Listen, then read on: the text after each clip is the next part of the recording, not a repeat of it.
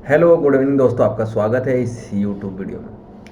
आज मैं निफ्टी का as per Elliott wave analysis और चार्ट पैटर्न के बेसिस पे जानने की कोशिश करेंगे कि ये आने वाले टाइम में क्या होगा और एज फॉर इलियट क्या बोल रहा है। तो एज फॉर वेव एनालिसिस और उससे पहले एक वेज पैटर्न भी बन रहा है। इलियट वेव में एक थ्योरी है कि लास्ट वेव पैटर्न अगर वेज पैटर्न में डेवलप हो तो कहीं ना कहीं ये बहुत बड़ा गिरावट का सिग्नल बनता है। तो और इस वेज पैटर्न का डाउन ट्रेंड जो ट्रेंड लाइन है, ये कंटिन्यूअस जो सपोर्ट ले रहा था, ये लो जो है 24 अप्रैल 2024 के लो से ये हमने ट्रेंड लाइन ड्रॉ किया है।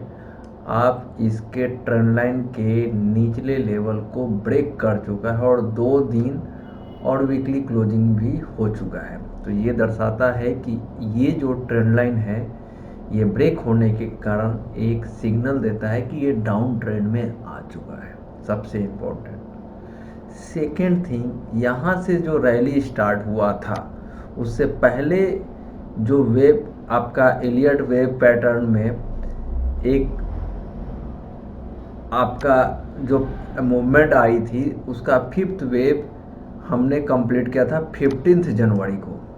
और आप लोग को याद होगा कि मैंने आगाह किया था कि यहाँ पे टॉप बन जाएगा, फर्स्ट या सेकेंड जनवरी तक टॉप बन जाएगा। और उसके बाद ये ABC पैटर्न में एक डाउन ट्रेंड देखा गया और फिर से यहाँ वेजिंग पैटर्न में जब भी देखिए ये वेजिंग पैटर्न में टॉप नहीं बना था।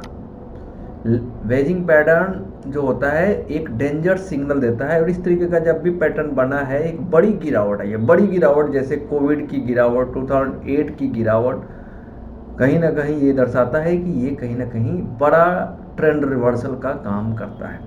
और इसमें करेक्शन होता, ये 15 जनवरी का जो हाई था यहाँ से गिरता तो और एक वेव 1500 पॉइंट गिरता तो कहीं ना कहीं इसके लिए अच्छा होता।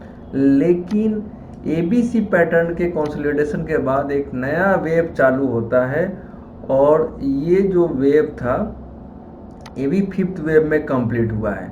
24 के लो से एक first wave, second wave, third wave, fourth wave और फिफ्थ वेव में जाकर के ये पैटर्न कंप्लीट हुआ है। और इस तरीके से आप देखेंगे हर मूवमेंट का, जैसे कि फर्स्ट वेव जो स्टार्ट हुआ है उसका retracement second wave exact waging pattern में 61% रिट्रेसमेंट होता है। तो आप ये देखिएगा कि ये जो रिट्रेसमेंट है एग्जैक्टली 61% का लेवल क्या है 21,500, लो क्या बना है 21,530। सेकेंड आप करेक्ट इस वेव का थर्ड वेव का जो करेक्शन का जो फोर्थ वेव बना है एग्जैक्ट 61% अगर फॉल होना चाहिए था तो 21,821, लो क्या होना था 21,860। और इसका फिफ्थ वेव का जो राइज है उसका 61% retracement as per retracement theory के अकॉर्डिंग भी जो सारे फॉल हो रहे थे अब तक के सारे फॉल हो रहे थे 24 के बाद जो राइज हुआ है सेकेंड वेव का करेक्शन 61%, थर्ड वेव का correction, fourth wave 61%, fifth wave का करेक्शन ये 61% ना हो करके उसके नीचे मीन्स कि ये अगर 161% रिट्रेसमेंट अगर होता है तो ये इसका मिनिमम डाउनसाइड टारगेट 21,500 जो कि ABC पैटर्न में होगा।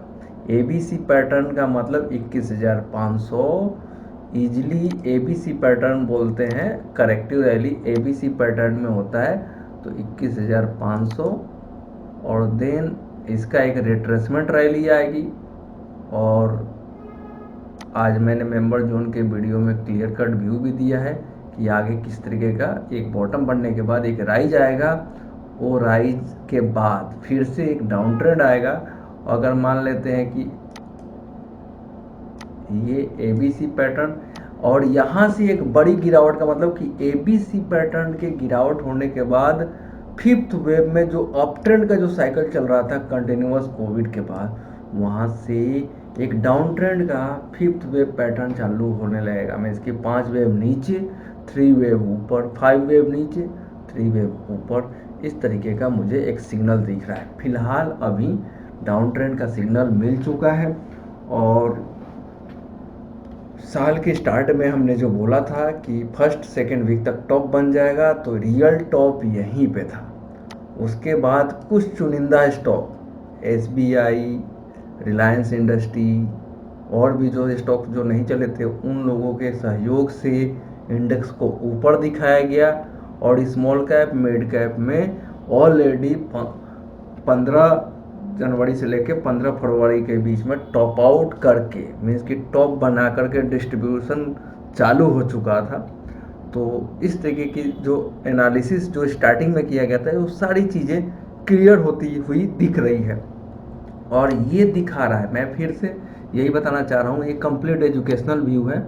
ये मैं यही दिखाना चाह रहा हूँ कि जो बोला गया था वो तो हो ही रहा है और ये मैंने फिलहाल शॉर्ट टर्म के लिए नहीं बोला था, पूरे इस साल के लिए बोला था। और 2008 की तरह अगर गिरावट आने का मतलब कि अक्टूबर में क्या बॉटम नहीं बन सकता है, तो ध्यान रखिएगा। मैं डरा नहीं रहा हूँ, एक सिंपल सा एनालिसिस है एज पर लॉन्ग टाइम फ्रेम के according. Elliott, Gann, time cycle सारी थ्योरी बोल रहा है कि यहाँ पे एक अच्छा खासा टॉप बना है, इस टॉप को बेचना चाहिए मुझे लगता है। और मैं एज फॉर सेबी गाइडलाइन, मैं सेबी रजिस्टर्ड एनालिस्ट नहीं हूँ, जो भी एनालिसिस कर रहा हूँ only for educational learning purpose से।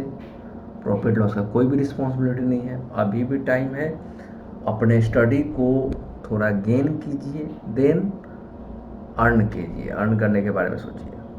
अगर मेरा वीडियो अच्छा लगा हो तो लाइक कीजिएगा, कमेंट कीजिएगा और इसी तरीके के वैल्यूएबल एनालिसिस के लिए इस चैनल से बने रहें।